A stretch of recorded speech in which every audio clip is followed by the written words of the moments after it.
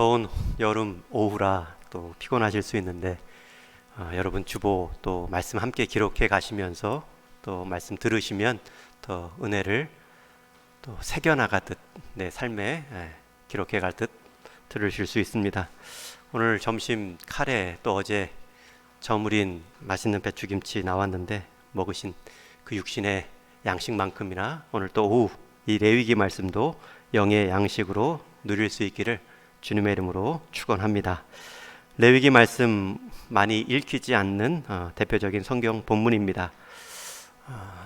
상반기에 제가 5번에 걸쳐 말씀을 전한 기억이 있는데 구약의 복음서 또는 구약의 히브리서라는 레위기 말씀의 중요성을 보여주는 긍정적인 별명도 있지만 또 성경의 도돌이표, 이 레위기를 넘는다 해서 창세기부터 레위기까지만 계속 성경을 읽는 그러한 도돌이표의 별명도 있습니다. 그럴 수밖에 없는 것이 대부분 제사에 관한 내용이고 또 나머지 정결법도 법조문 형식으로 딱딱한 느낌을 주기 때문이죠. 복음서나 사도행전처럼 이야기식 사건 중심이 아니기 때문입니다. 그래서 잘 읽혀지지 않는데 혹 애써 읽어도 최소 4,000년 전 이상 된 이 구약의 율법, 정결법, 또 의식법, 이러한 예법들이 오늘 우리에게 어떻게 적용되어야 되는가, 신앙적 유익이 있는가, 그런 어려움도 있는 것이 사실입니다. 이럴 때는 대개 두 가지 반응을 보이는데, 첫 번째는 무시하거나 두 번째는 너무 세밀하게 레위기 말씀을 보다가 전체 흐름 속에 레위기만 높이 올라가 숲을 전체를 조망하지 못하는 어려움을 당할 수도 있습니다. 이때 제일 또 좋은 성경 읽기법은 쭉 읽어 나가시되 주제별로 묶어서 이해하시면 좋습니다. 레위기도 그렇게 이해하시고 제사법이나 또 정결법을 묶어서 살펴보시면 유익합니다. 레위기 말씀은 모두 27장, 27장으로 이루어져 있는데 그 중에 16장 대속죄일, 가장 중요한 핵심 장입니다. 대제사장이 1년에 한 번 속죄일에 제사를 드리는 지성소에 들어가는 그 사건을 중심으로 1장부터 16장까지는 거룩한 삶으로 나아가는 법, 그리고 17장부터 나머지 27장까지는 정결함으로 또 사는 방법에 대한 주제로 나뉘어집니다. 두 부분 다 거룩과 정결입니다. 더 큰 범위가 거룩이지요. 거룩은 하나님과의 관계 안에서 하나님이 이루신 일이고, 거룩한 자로 부름 받은 사람은 이제 생활에서, 일상에서 정결함을 이루어 가야 됩니다. 그래서 17장부터 27장까지는 거룩함에 사는 방법, 앞부분이 거룩함을 이루는 방법이라면 후반부는 거룩함으로 사는 정결에 관한 말씀인데, 그 중에서도 오늘 21장은 제사장에 관한 정결법입니다. 자, 이제 우리 질문 같이 한번 읽어보시면서 레위기 21장 말씀을 전반부를 살펴보겠습니다. 작은 1번 질문 우리 한번 같이 읽겠습니다. 시작. 제사장이 부정한 것 함부로 만지면 안 되는 이유는 무엇입니까? 부정한 것 대표로 시신, 죽음을 말하죠. 죽음은 동물의 사체를 포함한 모든 죽은 사체입니다. 1절부터 4절 말씀 한번 같이 읽습니다. 시작. 여호와께서 모세에게 이르시되 아론의 자손 제사장들에게 말하여 이르라. 그의 백성 중에서 죽은 자를 만짐으로 말미암아 스스로를 더럽히지 말려니와 그의 살부치인 그의 어머니나 그의 아버지나 그의 아들이나 그의 딸이나 그의 형제나 출가하지 아니한 처녀인 그의 자매로 말미암아서는 몸을 더럽힐 수 있느니라. 제사장은 그의 백성의 어른인즉 자신을 더럽혀 속되게 하지 말지니라. 3절에 보면 몸을 더럽힐 수 있다라는 말은 그 사체를 만질 수 있다는 것이고요, 그 가족에 한해서는 장례에 참여할 수 있다는 뜻입니다. 특별히 4절에 그의 백성의 어른인즉, 여기서 어른이라는 표현은 대표입니다. 책임감이 있는 대표의 자리이기 때문에 부정해지면 공적인 대표의 업무를 감당할 수 없어 때로는 사적인 삶의 자리를 제한하는 것을 말씀하시죠. 동물의 주검을 만져도 부정하다 여겨 하루 정결법에 따라 정결의 시간을 가져야 되는데 사람의 시신을 만졌다면 더 부정하다 여겨 7일 동안 정결 기간을 가져야 했습니다. 그래서 부모, 자녀, 형제 또 아직 출가하지 않은 자매가 주었을 때에는 그러한 자매의 장례에는 참여할 수 있도록 제공이 되었죠. 제사장의 장례 참여가 엄격히 통제된 이유는 어른 대표의 자리입니다. 임직자 공부할 때도 여러분들은 교회 대표로 준비되어지는 것입니다. 공적인 영역을 감당하실 때에는 때로는 사적인 자리가 좀 제한될 수도 있는데 하나님께서는 또 그렇게 사적인 자리를 스스로 제한할 때에 분명히 채워주시는 은혜가 있습니다. 나누었죠. 어른이라는 뜻, 대표와 주인이라는 의미입니다. 백성들을 대신하고 대표하여 하나님 앞에 서는 제사장의 자리에 공공성을 말씀하십니다. 2번 질문 같이 읽습니다. 시작. 제사장이 자기 몸을 함부로 훼손하면 안 되는 이유는 무엇입니까? 5절 6절 같이 읽습니다. 시작. 제사장들은 머리털을 깎아 대머리 같게 하지 말며 자기의 수염 양쪽을 깎지 말며 살을 베지 말고 그들의 하나님께 대하여 거룩하고 그들의 하나님의 이름을 욕되게 하지 말 것이며 그들은 여호와의 화제 곧 그들의 하나님의 음식을 드리는 자인즉 거룩할 것이라. 6절에 화제 그들의 하나님의 음식을 드리는 자, 즉 제사를 맡는 직무를 감당한 사람이라는 뜻입니다. 이런 사람은 자기 몸을 함부로 훼손하면 안 됩니다. 여기서 훼손한다라는 의미는 이 5절에 나온 표현들은 다 이방 제사의 정결법이죠. 그 당시 문화 가운데 자기 몸을 조금 해하듯이 함으로 자기 신들을 즐겁게 하는 모습으로 나아간다 했는데 그런 부분들의 영향을 받지 말 것을 말씀하신 것입니다. 자기 몸에 상처를 내는 이방 사람들의 행동이 아닌 구별된 자로서 가르쳐야 할 제사장들이 자기 몸을 또 하나님 말씀의 범위 가운데 지키는 것이 맞습니다. 몸은 부모님께도 받지만 하나님께도 받은 것입니다.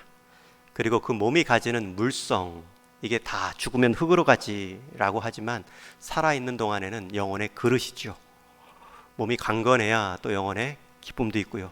또 영혼이 강건해야 몸도 강건해지는, 영혼과 육신을 우리가 명확히 나눌 수 없습니다. 서로 영향을 주고받습니다. 그리고 하나님 앞에 섰을 때도 몸이 사라지는 건 아닙니다. 부활의 몸을 덧입습니다. 흔히 하나님 나라 천국은 영혼, 육신이 없는 혼의 존재로서만 산다라고 쉽게 생각할 수 있는데 그렇지 않죠. 물성을 가진 부활의 몸으로 우리가 살아갈 것입니다. 그 부활의 몸의 첫 열매이신 예수님께서는 시공간의 제한을 넘으셨고요. 또 제자들과 함께 음식도 먹으신 것을 보면 분명히 우리가 하나님 나라에서도 물성은 있다. 그런 관점으로 보면 우리가 꼭 죽어 썩어질 몸이기 때문에 함부로 몸을 해하거나 또 몸을 박대하듯이 막 하면 안 되는 것처럼 반대로 또 몸을 너무나 과장하여 그 기본적인 의미를 넘어선 세속 방식을 따르는 것도 경계해야 됩니다. 3번 질문 같이 읽겠습니다. 시작. 제사장이 가정을 거룩하게 유지해야 하는 이유는 무엇입니까? 결혼이나 또 자녀 양육, 부모님 효도나 또 형제 관계 전반적인 의미이죠. 7절부터 9절까지 같이 읽습니다. 시작. 그들은 부정한 창녀나 이혼 당한 여인을 취하지 말지니 이는 그가 여호와 하나님께 거룩함이니라. 너는 그를 거룩히 여기라. 그는 내 하나님의 음식을 드림이니라. 너는 그를 거룩히 여기라. 너희를 거룩하게 하는 나 여호와는 거룩함이니라. 어떤 제사장의 딸이든지 행음하여 자신을 속되게 하면 그의 아버지를 속되게 함이니 그를 불살을지니라. 마지막 표현이 굉장히 무섭습니다. 속되게 한 딸을 불살을지니라.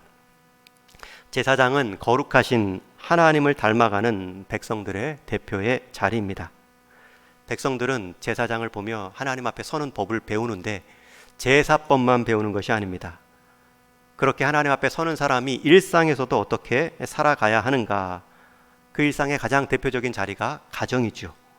일상과 가정에서도 거룩은 예외가 아니다. 또 거룩함의 영역에는 따로 제한이 없다는 것을 제사장들은 보여주어야 했습니다. 그래서 음란한 여인과 결혼해서는 안 되고, 또 자녀들에게도 음란함의 모습으로 부정적인 영향을 끼쳐서도 안 되고, 혹 그런 영향을 끼치지 않았음에도 제사장의 딸 자녀들이 그러한 행동을 보이면 단호하게 제재하라 말씀하시죠. 제사장은 자기 몸만이 아니라 가족, 속한 관계 안에서도 거룩함의 모범으로 부름받았다. 그것이 공적인 자리의 역할입니다. 나눔 1번, 2번 같이 이어 읽겠습니다. 시작. 오늘날 성도는 왕같은 제사장으로 부름을 받았습니다. 그러므로 성도는 거룩한 예배자로 서기 전에 먼저 자신의 삶을 정결하게 해야 합니다. 하나님 앞에 거룩한 예배자로 서기 위해 제거해야 할 것이 있다면 서로 이야기해 봅시다. 하나님 앞에 거룩함, 관계 안에서 또 내 생활의 정결함을 지켜나가는 데 있어서 버려야 할 것들, 끊어내야 할 것들, 여러분 그 끊어내고 버린 것만큼 손해가 아니라 유익입니다. 나눔 2번 같이 읽습니다. 시작. 성도는 자기 자신뿐만 아니라 가족과 이웃에게도 거룩한 영향을 끼쳐야 합니다. 하나님이 제사장으로 삼아 세상 사람들에게 거룩의 통로가 되게 하셨기 때문입니다. 내 삶에서 거룩하고 선한 영향을 끼칠 수 있는 대상이 누구인지 서로 나눠봅시다. 이 나눔 2번을 제가 준비하면서 가장 좋은 제게 있어서의 적용, 또 우리가 조금 놓치기 쉬운 적용이 뭘까라고 생각했을 때, 가정과 이웃에게 거룩한 영향을 끼쳐야 된다, 모범을 보여야 한다 했을 때 우리가 잘하는 것, 좋은 것, 실수하지 않는 것 쪽으로만 적용할 수 있는데, 우리가 그렇게 하면 적용할 것이 크게 많지 않습니다. 우리가 일상에서도 늘 적용할 수 있는 부분은 우리도 똑같이 일반 사람들처럼 넘어지고 실수하고 잘못할 수 있습니다. 그럴 때 실수를 실수로 인정하고 잘못을 잘못함으로 미안함을 표시하고 자기 인생의 한계를 인정하며 능력을 과장하지 않고 정직한 모습으로 자기 영역 지키는 것, 뭘 크게 잘하고 탁월함으로 모범을 보이는 것이 아니라 부족해도 연약해도 그 삶에 대한 감사와 자족을 보이는 모습, 이것 또한 우리가 거룩함을 이루어가는 적용입니다. 꼭 잘해야지, 꼭 이겨야지, 높아져야지 모범을 보이겠다, 그렇게 미루다 보면 계속 모범을 보일 기회가 없습니다. 연약할 때, 실수할 때 그것을 어떻게 인정하고 일어서는가, 그 모습을 보이는 것도 귀한 거룩의 적용입니다. 2번은 우리 큰 2번 뒷부분 말씀은 10절 이하의 말씀은 대제사장에 관한 적용의 말씀입니다. 대제사장은 앞부분 일반 제사장보다 더욱 주의해서 거룩한 삶을 살아야 합니다. 우리 작은 1번 질문 같이 읽습니다. 시작. 대제사장이 일반 제사장보다 더 엄격하게 지켜야 하는 규례는 무엇입니까? 10절, 11절 같이 읽습니다. 시작. 자기의 형제 중 관유로 부음을 받고 위임되어 그 예복을 입은 대제사장은 그의 머리를 풀지 말며 그의 옷을 찢지 말며 어떤 시체에든지 가까이 하지 말지니 그의 부모로 말미암아서도 더러워지게 하지 말며. 앞에 제사장은 부모로 인해서는 더러워질 수 있다, 장례 중에 시신을 좀 만질 수 있다라고 허용하지만 대제사장은 그의 부모의 장례에도 참여하지 못합니다. 12절에 보면 그의 성소에서 나오지 말며 그의 하나님의 성소를 속되게 하지 말라. 참 큰 공적인 자리를 지키는 책임감입니다. 일반 제사장은 부모, 자녀, 형제 장례식에는 참석할 수 있었지만 대제사장은 부모의 장례식마저 참여가 제한됩니다. 죽은 자를 위해 애도할 수 있지만 그 과정에서 실수함이 있을까봐, 어떤 시신도 스쳐 만질 수 있을까봐 심지어 부모의 장례도 참여할 수 없었습니다. 더 엄격한 정결 규례가 적용되고 있는 것이죠. 일반 사람의 시신은 7일 동안 부정한 상태로 정결 기간을 지냈고요. 제사장은 7일이 더 깁니다. 14일을 시신을 만졌으면 정결 기간을 지켜야 됩니다. 일반인은 7일, 제사장은 14일. 그런데 대제사장은 아예 그 기한이 없습니다. 기한이 없는 것은 그렇게 시신을 접촉할 기회가 없다는 것이죠. 친족의 부모의 장례에도 아예 성소에서 나올 수 없을 정도로 그 자리를 지키도록 엄히 명하십니다. 대제사장, 이 큰 대자가 그냥 대자가 아니죠. 우리 또 직분자 교육할 때 또 강조하는 게 있습니다. 사역의 비례는 책임의 비례이지만 또한 영광의 비례입니다. 사역의 비례는 책임의 비례이지만 또한 영광의 비례입니다. 우리 직분자 교육할 때 교회 요람을 보며 교회 연역을 쭉 살펴본 적이 있습니다. 이제 운영세칙도 쭉 한번 보면서 교회 운영 뼈대를 같이 나누었고요. 특별히 교회 연역을 보는 데 있어서 박혀있는 교회 역사에 이름이 있다. 여러분들 직분자의 이름은 일반 성도들과 달리 교회 연역에 박혀 있습니다. 교회 역사에 지울 수가 없습니다. 여러분들이 교회 역사에 기둥 같은 사람들로 부름받고 쓰임 받는 영광스러움이 있습니다. 사역의 비례는 책임의 비례이고 영광의 비례이다. 우리에게 권한이 크다면 그만큼 책임도 큰 것이죠. 대제사장은 그 권한이 큽니다. 1년에 한 번 대제사장으로 모든 백성들의 대표로 하나님 앞에 섭니다. 그리고 하나님은 또 백성들의 대표로 대제사장을 맞으며 죄사함을 선언하지요. 책임이 클수록 영광도 크다. 스스로 책임을 제한하며 나는 영광도 작게 누리겠다라고 말씀하지 마시고 하나님께서 내 인생 쓰시고자 하신다면 어디까지 쓰시는가? 공공성, 공적인 자리에 책임감으로 한번 내어놓으시고 하나님이 주시는 영광스러움도 경험하며 하나님의 이름을 높일 수 있기를 주님의 이름으로 축원합니다. 2번 질문 같이 읽고 마무리하겠습니다. 시작. 대제사장이 더 거룩한 삶을 살아야 하는 이유는 무엇입니까? 12절부터 15절 말씀 같이 읽습니다. 시작. 그 성소에서 나오지 말며 그의 하나님의 성소를 속되게 하지 말라. 이는 하나님께서 성별하신 관유가 그 위에 있음이니라. 나는 여호와이니라. 그를 처녀를 데려다가 아내를 삼을지니 가부나 이혼당한 여자나 창녀짓을 하는 더러운 여인을 취하지 말고 자기 백성 중에서 처녀를 취하여 아내를 삼아 그의 자손이 그의 백성 중에서 속되게 하지 말지니 나는 그를 거룩하게 하는 여호와임이니라.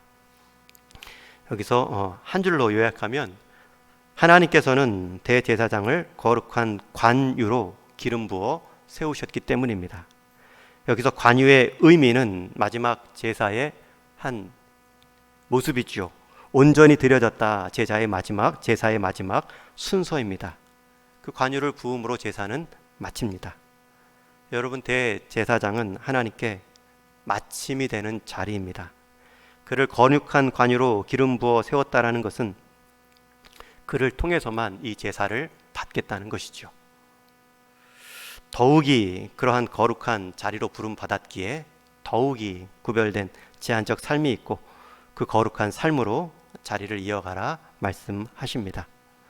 일반 제사장이 부정하면 그 일반 제사장 안에서는 대체자가 있지만 대제사장이 부정해지면 대체할 사람이 없기 때문입니다.